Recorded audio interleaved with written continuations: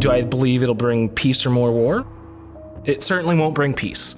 No, this isn't going to bring peace, any more than us selling weapons to everybody across the globe. No, I don't think it'll bring peace. I'm honestly terrified that that man is going to start another war. It's sort of like the playground bullies who would sort of like posit like they were fighting all the time to prove that they were stronger than everyone else. There's inevitably always some other bully who wanted to prove they were the, king of the monkey bars. Well, it depends. Is he spending it on Space Force? Because I'd rather him direct the money that way. At least he can't invade a country with Space Force. Knowing someone like Trump, I feel like a lot of that money would go to something as stupid as that and highly unnecessary. I just think that would bring more division and probably more people scratching their heads. I think it's going to bring more wars. I feel really strong that this man is bringing a lot of negative stuff to this country. This isn't just his bill. The Democrats signed off on it as well as the Republicans. This was a bipartisan bill. This is a moneymaker for the industrial complex that supports the military. We've been at war steadily for 16, 18 years? Well, you got to replace all those weapons, those bombs, those rockets, those planes. All these things are manufactured to sell to the taxpayer that we need a greater military, to effectively kill women and children and innocent civilians in places that I will never visit. Of course, you have to replace those troops too, but you don't have to pay for the health care for the troops that get damaged and collateral damage when we send them overseas. I honestly don't think that military spending keeps us out of war. I think it actually exacerbates and gives more incentive to actually spend that and generally continue being an asshole to other countries like we are doing. And I'm not a big fan of it. It's impossible to spend that money and call it, sort of a peace project. It's without a doubt stems from a place of fear and stems from a place of greed, and it's really unacceptable. When you spend as much as the next 5 countries in the world, that's how much we spend on the military. That's absolutely absurd. That's absurd when we could be spending the money here on our people and taking care of the infrastructure, for God's sakes, which is falling apart. Think of how many jobs can be created taxing the wealthy. Ooh. And the corporations. It's just wrong. It's not peace. It's not a move towards peace at all.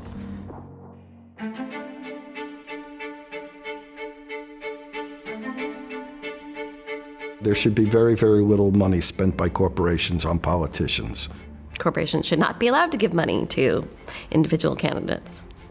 Who gives you money, there's usually strings attached. What's important to me is that their acceptance of these donations not impact what they do going forward. Are they being swayed by these donations? Just the motive behind candidates. I feel, monetary incentives make them do and say whatever their donors want. I feel if they're taking money from the big corporations, they're in bed with the 1%. They're in bed with all these millionaires, billionaires. There needs to be either an elimination or at least aggressive cap on the donations that corporations can provide to candidates. Unlike Mitt Romney, I don't believe corporations are people, and I think Citizens United should be abolished. There should be definite limits on how much they can spend. Citizens United should be way overturned, should have never have been put in place. It's like, like the NASCAR logos, that would be so awesome if every candidate would just walk out and they'd have their sponsor logos and stuff on them, and then you'd know where the money was coming from. This automatically puts me in the mindset that they have a mission and they are a puppet to their donors. So they're gonna do what their donors want them to do. When candidates are taking cash in such exorbitant amounts, they're no longer speaking the will of their constituents, they're speaking the will of those donors, selling us out for the sake of their corporations. Are you saying that you're gonna do this one good thing, and then when we elect you, you're like, ooh, well, actually they gave me $40 million, so And if they can get a political person to carry out their deeds, then they win, and that is not in the interest of the people. That is in their own interest. The nuance is, yes, I don't believe that any candidate should take corporate PAC money. However, PAC money that is from a nonprofit that is powered by the people, such as the Sunrise Movement, yes, I believe that is perfectly fine, because that Sunrise Movement is a movement, of grassroots funding, and it's a movement of people who want a Green New Deal. But to receive a donation from a super PAC or just a regular PAC from those of the Walton family or those of Jeff Bezos and his friends, no, not at all, because their interests are their interests. They're not the interests of the people. And that's the difference in between a nonprofit PAC and a corporate PAC. Ultimately, I wish we could go to a publicly funded system where nobody was allowed to take money except from, individuals and a public funding system. I think that would be a much better situation. Once they start taking corporate donations, it's a slippery slope, because then they start being purchased. Some people say that we have the best government money can buy. Well, it's true. We do.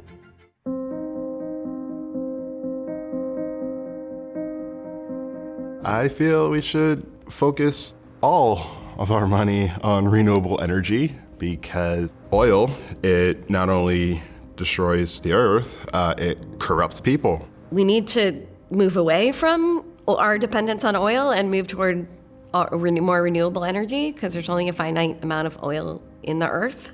Hell yeah. Hell yeah. Yeah, we're subsidizing the problem. And that's just crazy. We should absolutely be looking and putting more focus on alternative energies versus our reliance on oil. It's really mind-boggling that we're still asking this question and that we're still discussing this. First and foremost, we really shouldn't subsidize a dying industry. And secondly, yes, we should, in every aspect of the idea, subsidize renewable energies and renewable products that do further enrich our environment. I'm a huge fan of sustainable energy, and yes, I was really proud that Obama was starting to fund a lot of research in sustainable energy. It's shocking to me how far we've rolled things back since then. First of all, I don't see the need to be paying oil companies any subsidies. But I do think that the government could be taking at least some of that money and investing it in small companies that are coming up with new products that deal with climate issues. We cannot sustain the level that we use oil at. And it also takes oil to get it out of the earth.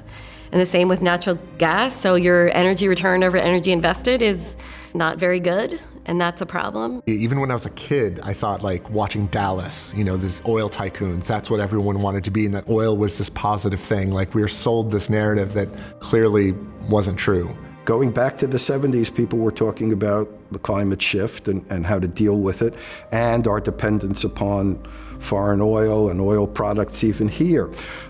Don't forget two things. That number one, after Carter, the oil companies bought up all the patent rights to solar energy. They bought up the patent rights to wind generation energy, and they kept it off the market. This is on them, and we're subsidizing this. Well, they're still doing it.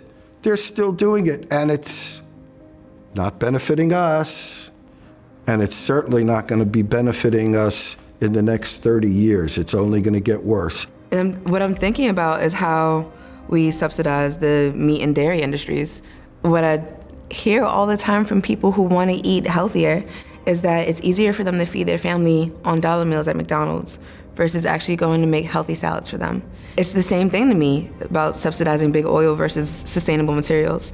They need to be talking about that more in media and in politics. There is so much opportunity in wind and water and solar. There's just so many things we could be doing and should be doing. I don't see why we are so reliant on oil, and I just think it's unnecessary. It's this kind of vicious cycle. It doesn't need to be that way. There's so many alternatives. And if we just continue to put more energy into those alternative sources, it would become abundantly clear that oil, which is already a finite source, isn't the miracle that we've been told it is. We absolutely should be taking care of people, the planet, and trying to move forward in fixing all the ways that we fucked up already. I don't think it's the end. I really think that we can reverse things, but I see a lot of us are really feeling the weight of the helplessness. And it's a major factor in why we invade other countries, like Iraq. So I feel if we were to invest all of our wealth or all of our money into renewable energy, this is something that's going to persist. This is what's more practical. God forbid we should take away some of the money from the oil companies or from big agriculture. We got to subsidize them. Nonsense. But it's not too late to change it. We should be pushing these subsidies in the right direction, for sure.